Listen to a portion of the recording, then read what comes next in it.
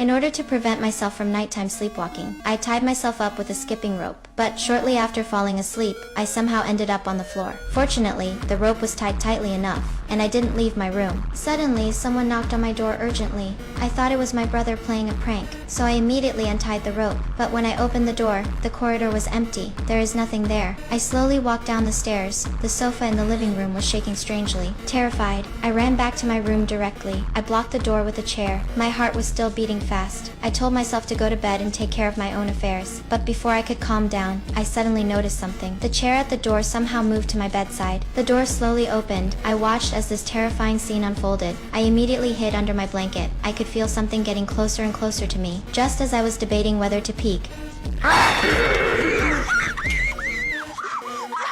my sister woke up from sleeping beside me with a scream. She angrily demanded to know what happened, but before I could speak, our bed frame began to shake violently. Mom woke up from her sleep immediately upon hearing our screams. When she wanted to come and see us, we had already run frantically towards her door. I desperately told her everything that had just happened. Then I showed her the bite mark on my shoulder. Mom saw the bite mark on my shoulder and immediately rushed into our room. She started looking for anything suspicious. When she came out from under the bed, our supernatural toy, she directly tore it apart. This was when my sister and I were playing a game called Divine Assembly in the room. Mom was still yelling at us when the entire dressing table suddenly blocked the door. The scene immediately scared every one of us.